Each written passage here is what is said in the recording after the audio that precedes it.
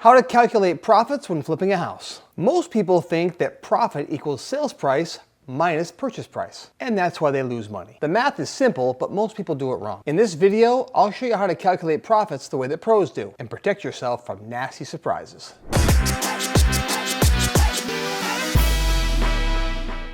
By the end of this video, you're going to walk away knowing exactly how to calculate a profit on a flip, so you can spot winners and avoid the losers. Profit. It's exactly what we all get into this business for. Now, there's gross profit and there's net profit. Gross profit is what you see on HGTV, where they say, hey, so-and-so purchased this house for $200,000, and they put in $100,000 in repairs, and they sold it for $4.3 billion, and they don't even have full-time jobs, people that bought it, right? Crazy shows, they drive me crazy. But they show a number, and they say, here is what the person made that flipped this house. Well, that's never the real number. There's so many other numbers behind the scenes that they really don't talk about in those shows. You know why? It makes for boring TV, but it makes for good YouTube. So here we are today. What they fail to calculate is holding costs and buying costs and selling costs and legal fees and surprises and everything else that comes along with flipping a house. The math is just not that simple. It's a rather complex process, but it's important that we talk about all the factors so you know exactly what you make on a flip. You don't want to walk away and say I made $50,000 when in reality you made $38,000. Now I know people do that all the time because it makes them sound good, they can puff their chest out, but that's not the reality. And if you want to run a business, you have to know your numbers. If you don't know your numbers, you're just going to get lucky occasionally, but you will lose money eventually if you don't know your numbers. Pay attention to your numbers. So here they are. Unless you got your deal from a referral, odds are it costs you money to get that deal. Now, maybe you did some direct mail.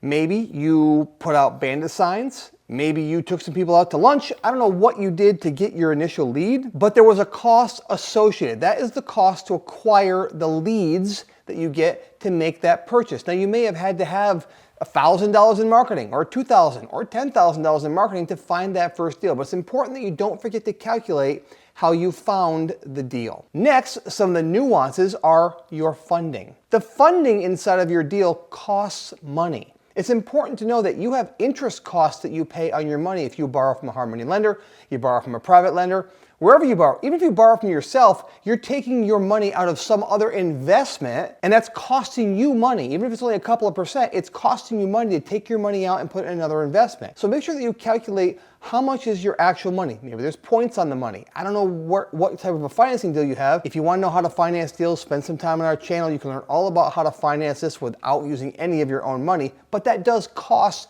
money, and it's important to calculate those costs in. Next is during construction. It seems like this would be an easy number to calculate. It's how much I paid the contractor and how much I paid for materials. Yeah, there are so many small things you pay for throughout the course of a renovation that are very tough to track sometimes, like gas going back and forth to the job site, like gas to mow that lawn if you're doing it yourself, which you shouldn't be, by the way. But you have to pay for maintenance on the property. If you live up north, you're having it shoveled in the wintertime, and any place else in the country, you're having it mowed in, depending on when the grass is growing in the season, but you're having it maintained on a regular basis. There's utilities on the house, and sometimes your final utility bill doesn't come in until long after you've sold the house and the numbers all calculate out. So that's a number people forget to calculate in. Also, insurance.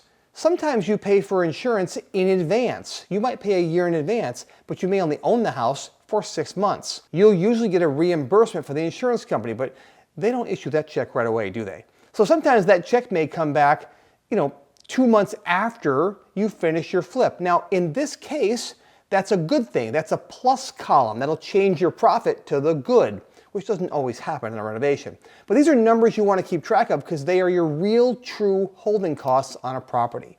Now, somebody has to pay for the permits. Those, again, small numbers, a few $100s, but they all start to add up after a while. You have to keep track of that. How about staging your house? If you live in an area that has to rent furniture to stage a house, that is all part of the cost of selling your house. Then you have commissions that you pay the real estate agent when you sell the house. Those fees to close the deal as well. You have a title company or an attorney that you pay fees to close. And there's transfer tax, and there's fees at the county level. All those things come into play when you're calculating the total profit on your flip. Depending on where you are in the country will really determine the margin that you're looking for. Don't don't set your profit as a single number. I made that mistake early on and said, I'm gonna buy all my houses if I make a $20,000 profit, it doesn't matter. I got lucky because the ARV, or the after repair value of all the houses I was selling, landed around $140,000 to $180,000. So when I made $30,000 on a house that I was targeting $20,000 for, that was around a $20,000 profit based on the ARV. If you sell a house for around $300,000 and target a 20% profit margin, you should make $60,000 in profit on that house as a minimum. Now, it's important to know that if you target a small profit number on a bigger renovation, you are setting yourself up for failure every single day of the week. Don't do that. One time I had a student very early in my career come to me and say, hey Glenn, I got my first deal under contract. I'm so excited, I'm gonna buy it.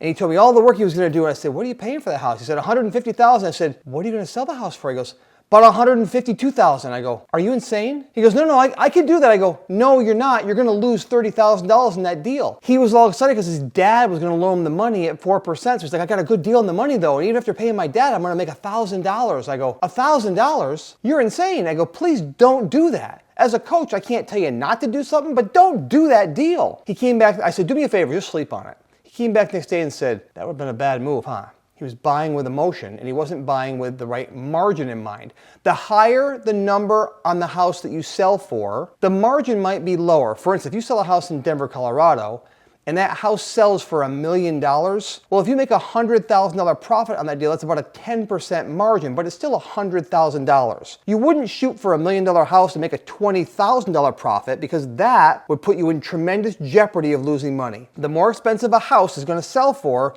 the more expensive your repairs are, the more expensive those holding costs I talked about are gonna be. And if you target a number that small on a house that sells for that much money, you're gonna lose money. I guarantee you're gonna lose money on a deal like that. So make sure that you're targeting a 15 to 20% margin, hopefully 25% margin on every house. But again, adjust that for the market that you're in and what the market shows an appropriate margin is for that value of home. So here's a very simple equation and a good rule of thumb. Take your ARV, your after repair value, multiply it by 70%. Then subtract your repair costs from that number, and that will give you your MAO, M-A-O, your maximum allowable offer. That's the most you should pay on that house. Now, if you remember, I took the 70% of the ARV. What that does is it allots 20% for profit and 10% for holding costs and buying and selling costs. That's a rough number, but every dollar that you buy below MAO, below your maximum allowable offer, is additional profit dollar for dollar in your pocket. If you do the equation and you come out with a $100,000 MAO, but you buy that house for $70,000, that's $30,000 more in the profit column for you if everything goes smoothly. And if it doesn't go smoothly, now you're not putting yourself in jeopardy by having such a tight profit margin. So use the right equation and the right math when you're buying houses to set up your profit in advance before you ever close on that property. You know, calculating profit is useless if you're running it on the wrong property. Go watch my next video, the crucial step that most new investors always miss. And I'm going to teach you how to build your buy box correctly, how to structure your financing correctly, so you can almost guarantee yourself profit out of the gates. It's a video you are not going to want to miss. Click on the link right here in the description below.